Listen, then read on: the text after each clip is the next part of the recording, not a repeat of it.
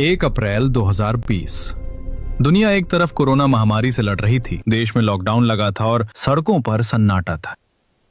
लेकिन इस सन्नाटे से हजारों किलोमीटर दूर जम्मू कश्मीर के कुपवाड़ा सेक्टर में लाइन ऑफ कंट्रोल LOC पर एक अलग ही खामोशी छाई हुई थी। पहाड़ियों की ऊंचाई 10,000 फीट, तापमान -15 डिग्री और जहां तक आपकी नजर जाए सिर्फ बर्फ की एक अंतहीन सफेद चादर। पेड़, पत्थर, रास्ते, सब कुछ 10 से 15 फीट गहरी बर्फ के नीचे दफन था। इतनी ठंड कि अगर इंसान कुछ घंटे बाहर रह जाए तो उसकी नसों में दौड़ता खून भी जम जाए। सर्दियों के इस मौसम में सेना की ज्यादातर टुकड़ियां अपनी फॉरवर्ड पोस्ट से नीचे बेस कैंप में आ चुकी थीं। LOC पर बिछी तारों की बाढ़, LOC फेंस बर्फ के नीचे पूरी तरह दब चुकी थी और मौसम की इसी खराबी का फायदा उठाने के लिए सीमा पार से एक खौफनाक साजिश रची जा रही थी। इसी सफेद सन्नाटे को चीरते हुए 5 साए भारत की सीमा में दाखिल होते हैं। चेहरे पर सफेद नकाब, शरीर पर स्नो कैमोफ्लाज सूट और हाथों में AK-47 स्नाइपर राइफल्स और भारी मात्रा में गोला बारूद। ये कोई आम घुसपैठिए नहीं थे, ये पाकिस्तान के लश्कर-ए-तैयबा के वो खूंखार आतंकी थे जिन्हें खास तौर पर हाई एल्टीट्यूड वॉरफेयर यानी बर्फीले पहाड़ों पर लड़ने की स्पेशल ट्रेनिंग दी गई थी। इनका मकसद कश्मीर घाटी में घुसकर किसी बहुत बड़े आत्मघाती हमले को अंजाम देना था। लेकिन उन्हें यह नहीं पता था कि जिस बर्फ पर वो अपने नापाक कदम रख रहे हैं, अगले कुछ ही दिनों में वही बर्फ उनकी कब्र बनने वाली है। आज की इस वीडियो में हम आपको भारतीय सेना के उस दिल दहला देने वाले ऑपरेशन की कहानी बताएंगे जहां गोलियों की तरतराहट से ज्यादा हड्डियों के टूटने की आवाज गूंजी थी। एक ऐसा मिशन जहां हमारे शूरवीरों ने आतंकियों को जहन्नम भेजने के लिए साक्षात मौत की आंखों में आंखें डाल दी। इस बेहद खतरनाक और रोंगटे खड़े कर देने वाले मिशन को नाम दिया गया ऑपरेशन रंदोरी बहक।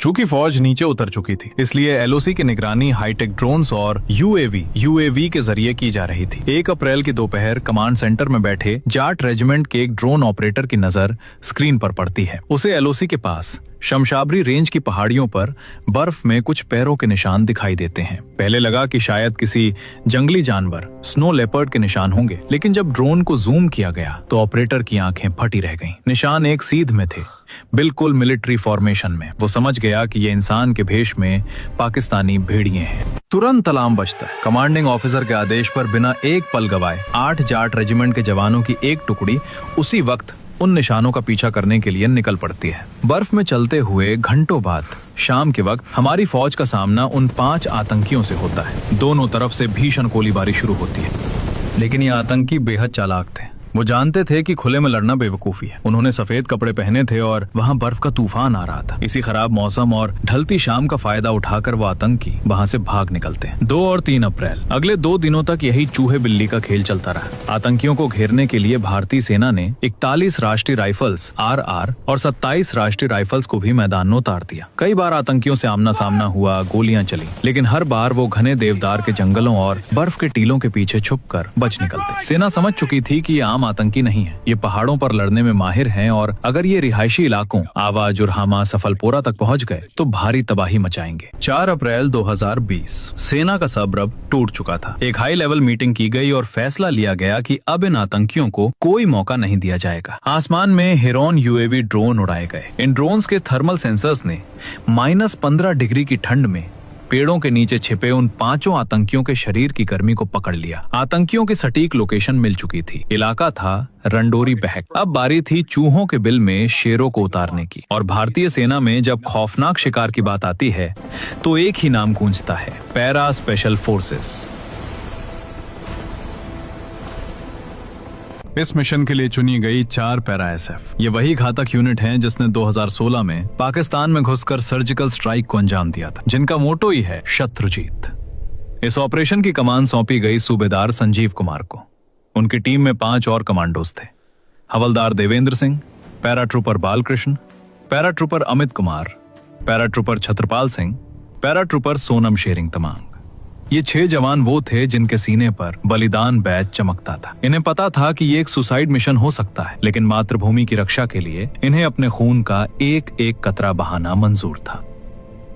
4 अप्रैल की रात चांद की रोशनी से कुपवाड़ा के बर्फीले पहाड़ चमक रहे थे। आसमान में एक ALH ध्रुव हेलीकॉप्टर गड़गड़ाते हुए रंडोरी बहक की चोटी के पास पहुंचता है। हेलीकॉप्टर से एक मोटी रस्सी फास्ट रोप नीचे लटकाई जाती है और फिर एक के बाद एक ये 6 कमांडोज बर्फ के उस समंदर में कूद पड़ते हैं। जमीन पर कदम रखते ही उन्हें एहसास होता है कि बर्फ उनकी कमर तक गहरी है। पारा -15 डिग्री से भी नीचे गिर चुका था। हर एक कदम उठाना किसी पहाड़ को धकेलने जैसा था। सांस लेने पर हवा फेफड़ों में सुइयां चुभ रही थी, लेकिन कमांडोज के चेहरे पर कोई शिकन नहीं थी। उनके night vision goggles NVGs activated थे। अपनी असॉल्ट राइफल्स को छाती से लगाए ये कमांडोज बिल्कुल खामोशी से बिना एक शब्द बोले लगातार 5 घंटे तक उस कमर तोड़ बर्फ में आतंकियों के निशानों का पीछा करते रहे।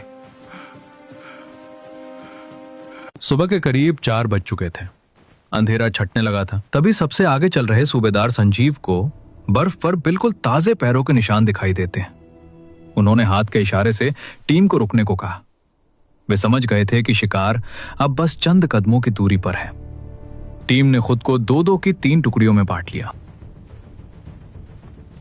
कमांडोज धीरे धीरे आगे बढ़ रहे थे। सबसे आगे हवलदार देवेंद्र और पैराट्रूपर बालकृष्ण थे। तभी प्रकृति ने खौफनाक खेल खेला। जिस बर्फ पर देवेंद्र और बालकृष्ण चल रहे थे वो असल में कोई जमीन नहीं थी, बल्कि पहाड़ के किनारे लटकती हुई बर्फ की एक परत थी। छज्जा टूटा और पलक झपकते ही दोनों कमांडोज खाई में गिर पड़े। पीछे चल रहे बाकी 4 कमांडोज को कुछ समझ नहीं आया। वो रेंगते हुए खाई के किनारे पहुंचे और नीचे झांका। नीचे जो नजारा था उसने उनके खून को जमा दिया। देवेंद्र और बालकृष्ण एक छोटी सी बर्फीली गुफा में थे और उनके ठीक सामने महज 10 से 15 फीट की दूरी पर पांचों के पांचों लश्कर आतंकी बैठे थे। दूरी इतनी कम थी कि बंदूक उठाने का भी वक्त नहीं था। अगर वो आतंकी अपनी मैगजीन खाली कर देते तो दोनों कमांडोज वहीं भून दिए जाते। लेकिन भारतीय सेना के कमांडो का दिमाग बिजली से भी तेज चलता है। देवेंद्र और बालकृष्ण ने बिना 1 सेकंड गवाए हवा में ही उन आतंकियों पर भूखे शेर की तरह छलांग लगा दी। उन दोनों को आतंकियों पर कूदता देख ऊपर से सूबेदार संजीव, अमित, छत्रपाल और सोनम भी उस गुफा में कूद पड़े। अब वो जगह इतनी छोटी और संकरी थी कि अगर हमारे जवान अपनी बंदूकों से गोलियां चलाते तो वो गोली अपने ही साथी को लग सकती थी। इसलिए उन 6 कमांडोज ने एक ऐसा फैसला लिया जो मिलिट्री इतिहास के सबसे खौफनाक और बहादुरी भरे फैसलों में गिना जाता है। उन्होंने अपनी बंदूकें पीछे की और शुरू हुआ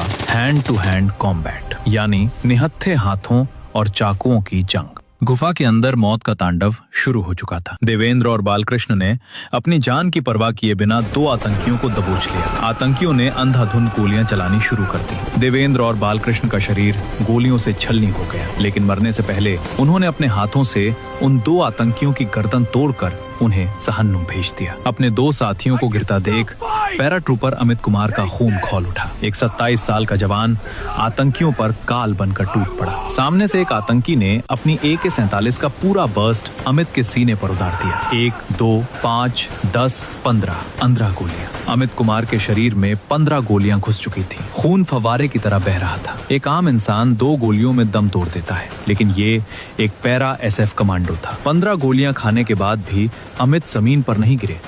उन्होंने आगे बढ़कर उस आतंकी की राइफल छीनी, उसे जमीन पर पटका और अपने नंगे हाथों से उसका चेहरा तब तक पीटते रहे जब तक उस आतंकी की सांसें नहीं रुक गईं। उधर सूबेदार संजीव कुमार भी कई गोलियां खा चुके थे, लेकिन उन्होंने एक आतंकी को नीचे गिराया और अपनी कोहनी से उसकी नाक और खोपड़ी पर ऐसे वार किए कि आतंकी वहीं ढेर हो गया। अब केवल एक आतंकी बचा था। छत्रपाल सिंह उसे पकड़ने के लिए आगे बढ़े, लेकिन उस आतंकी ने घबराकर चारों तरफ अंधाधुंध गोलियां चला दी। इन गोलियों से छत्रपाल भी बुरी तरह घायल होकर गिर पड़े। आतंकी को लगा कि वो अब भाग निकलेगा। वो गुफासा से बाहर की तरफ भागा, तभी पीछे खड़े टीम के इकलौते बचे और घायल कमांडो सिक्किम के शेर सोनम शेरिंग तमांग ने अपनी राइफल उठाई और उस भागते हुए आतंकी पर एक गोली दाग दी। धमाके के बाद उस बर्फीली घाटी में फिर से वही खामोशी छा गई जो 1 अप्रैल को थी। लेकिन अब एक फर्क था। कुपवाड़ा की वो सफेद बर्फ अब पूरी तरह लाल हो चुकी थी। पांचों के पांचों खूंखार आतंकी मारे जा चुके थे, लेकिन इस जीत की कीमत बहुत बड़ी थी। कुछ घंटों बाद जब बैकअप टीम आर्मी रेस्क्यू वहां पहुंची तो उन्होंने देखा कि सूबेदार संजीव, अमित और सोनम की सांसें अभी भी चल रही थीं। उन्हें तुरंत एयरलिफ्ट करके श्रीनगर के बेस हॉस्पिटल ले जाया गया। डॉक्टरों ने कई घंटों तक ऑपरेशन किया, लेकिन अत्यधिक खून बह जाने और शरीर में अनगिनत गोलियां होने के कारण सूबेदार संजीव कुमार और अमित कुमार ने भी हमेशा के लिए अपनी आंखें मूंद ली। इस पूरे 6 लोगों के स्क्वाड में केवल एक जवान सोनम शेरिंग तमांग जिंदा वापस लौट पाए। भारत सरकार ने इस अदम्य साहस के लिए सूबेदार संजीव कुमार को मरणोपरांत भारत के दूसरे सबसे बड़े शांतिकालीन वीरता पुरस्कार कीर्ति चक्र से सम्मानित किया। सोनम शेरिंग तमांग को शौर्य चक्र से नवाजा गया और मातृभूमि के लिए हंसते हंसते अपनी जान देने वाले अमित कुमार, छत्रपाल सिंह, बालकृष्ण और देवेंद्र सिंह को मरणोपरांत सेना मेडल से सम्मानित किया गया। दोस्तों, आज हम अपने घरों में चैन से सो पाते हैं क्योंकि उस -15 डिग्री की ठंड में कोई अपना घर, अपना परिवार छोड़कर 15 गोलियां खाने के बाद भी दुश्मन की गर्दन मरोड़ रहा था। अगर 4 पैरा SF के इन शूरवीरों की बहादुरी सुनकर आपके रोंगटे खड़े हुए हों और सीना गर्व से चौड़ा हुआ हो, तो आज कमेंट बॉक्स जय हिंद और इंडियन आर्मी से भर जाना चाहिए। इस वीडियो को हर उस भारतीय तक पहुंचाइए जिसे अपनी सेना पर गर्व है। हम ऐसे ही रियल लाइफ ऑपरेशंस की कहानियां आपके लिए लाते रहेंगे। तब तक के लिए जय हिंद, जय भारत।